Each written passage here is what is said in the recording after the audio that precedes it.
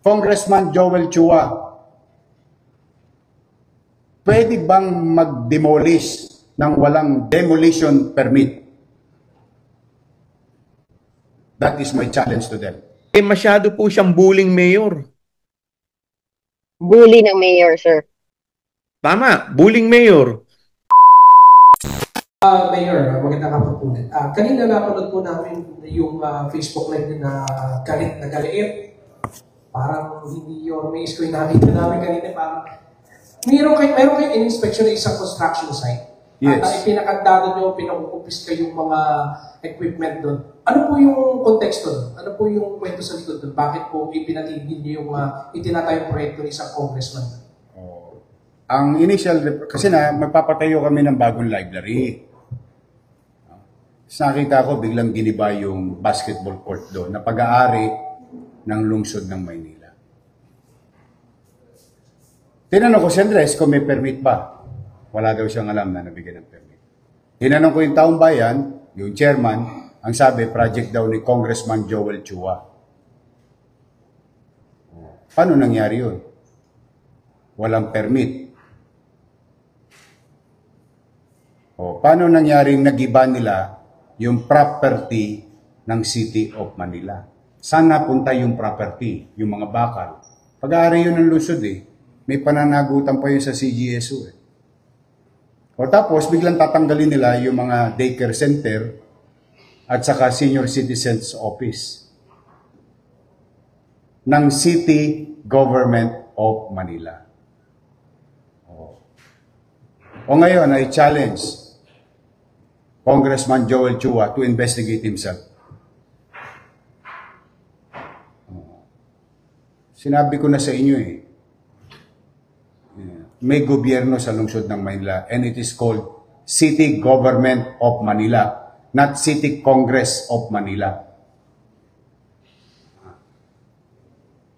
Sa totoo lang, ngayon pinaresto ko lahat yung mga tao doon at kinukumpiska namin yung mga gamit.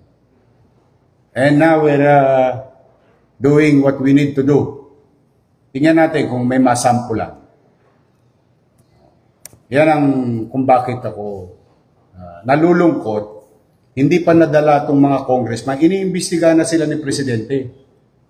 Nagka-leche-leche ang flood control sa buong Pilipinas sa pakikialam ng mga congressman. Sino may sabi? Secretary Bonoan. Di ba? Inamin na nila Ang trabaho ng congressman, gumawa ng batas.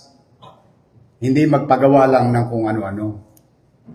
Ngayon, kung magpapagawa kayo, katulad ng ibang congressman dito, na nagpapaalam, humihingi ng permiso sa building official o sa city engineering, inaaproba naman namin In fact, I'm gonna tell you, yung Dimasalang, di ba isasara, gagawin ng DPWH, o humingi ng permiso sa amin, o nagbayad ng buwis, 504,000 pesos. Anong ibig namin sabihin? Pag magpapagawa kayo, humingi kayo ng permit, building permit. Ang higpit-higpit dito dati, nung araw, 30 square meter, 50 square meter, pinahihirapan nila para bigyan ng permit. Pero itong bilyon-bilyon, daang-daang milyon na project, hindi humihingi ng permit sa city government. Now, I'm calling the attention. Can you tell him this? Lumabas siya ngayon. Lumabas siya. Bakit? Lawyer pa yan. And I challenge him. He's a lawyer. Pwede ba magpatayo ng building ng walang building permit? Hindi pa siya natuto doon sa pinatayo niyang barangay hall na 19 million Tapos sasabihin nila, hindi kanila. Lalaki ng mga pangalan nila doon. So sa akin, yun ang hamon ko sa kanila. Ngayon nila imbestigahan sa Quadcom ang sarili nila.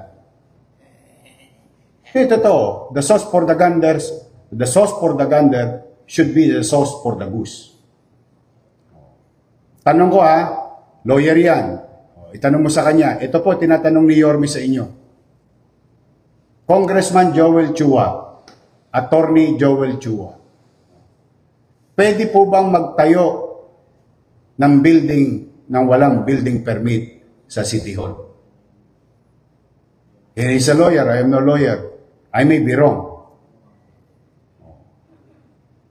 Tapos nadurog, tapos na-disenfranchise yung mga mamamayan namin. Mayor ba siya? O baka lang nahirati sila, nasanay sila nung nakaraang panahon na nagagawa nila yung gusto nilang gawin. Hindi. Kanina naawa ko doon sa mga matatanda. Birin mo, alam mo ginawa, pare? Pinatayan ng kuryente. Tapos pinalalayas. Nino? Nung kontraktor. Nino? Ni congressman. Dahil sa wala silang permit, pumasok sila sa amin, sa property namin, kaya kaya ngayon, nilock namin yung at pinakakasuhan namin. Ngayon, hinahanap namin kung ilang milyong piso yung property giniba nila without, ito pa isa, Congressman Joel Chua, pwede bang mag-demolish ng walang demolition permit? That is my challenge to them. You tell that to Congress. Sinabi ko na in-interview na nga ako sa bilyonaryo, kung naalala ninyo. Sinabi ko na yan, nagpa-abiso na ako. Baka kala nila, mga superman sila dyan. Basta ako, may pananagutan sa taong bayan. Abusado yan mga katulad yung isang congressman pa doon sa District 2, yung Sunog Apog Pumping Station. Wala rin. Yan ang nangyayari, base doon sa tanong mo, bakit hindi mag-iinit ang ulo ng mga mayor? Bakit? Pakiramdam nila kasi, sila na ang pinakamakapangyarihan na taong gobyerno sa buong Pilipinas.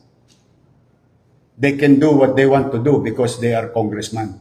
They can investigate who they want to investigate because they are congressman.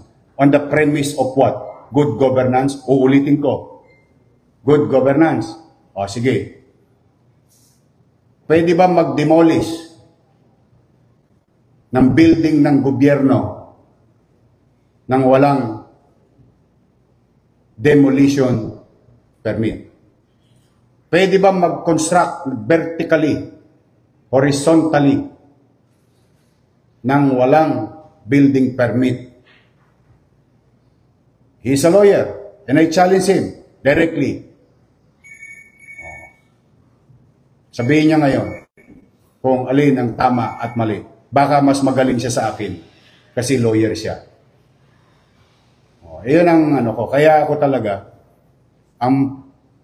basta ako, poproteksyonan ko ang karapatan ng mga taga Maynila because that is my obligation. Now, kung hindi sila hihinto sa pang-aabuso nila sa kanilang kapangyarihan, papapanagutin ko sila. Hindi ako, wala akong no heart loss ako sa kanila. Sa totoo lang. May gobyerno na sa lungsod ng Maynila. Anong araw, baka nagagawa nila, nabobola-bola nila yung mayor. Isa lang po ang gobyerno sa Maynila. Ang pangalan, City Government of Manila. Headed by local chief executive. Tapos, ang usapan. Ayun po ang tugong ko dyan. Kaya ganyan ang damdamin ko. Ayun po, boss. Thank you guys. Okay, thank you. Thank you. Inyo, this is not about Isko Moreno or Joel Chua. This is about the City of Manila and the people of City of Manila. Dapat po kami, ang local government at ang national government ay nagtutulungan para nag-iisip po ng mga makabuluhang proyekto. Wala po siyang ginawa kung hindi gibain ng gibain yung mga ginagawa po namin. Mga programa naman, ang makikinabang naman, mga taong bayan. Kagaya po nung giniba niyang barangay hall. Ako po'y matagal na nananahimik. Pero alam po ninyo, Umikot po kayo sa Maynila, 90% ng barangay hall nasa kalye. O ngayon, kung sinasabi po niya na ito po ay illegal, di dapat lahat po yan, gibain niya. Hindi yung pinipili lang niya yun sa akin at saka kay Congressman Valeriano. Pumunta po kayo sa Abad Santos, meron po diyang police station na nasa kalye rin. E di dapat gibain din po niya yun kung talagang seryoso siya. Eh kaso nangyayari sa kanya, selective. Pati po yung mga konsyal ko, pati yung mga barangay chairman ko, ginigipit po niya. Eh masyado po siyang bullying mayor. Bully ng mayor, sir. Tama, bullying mayor.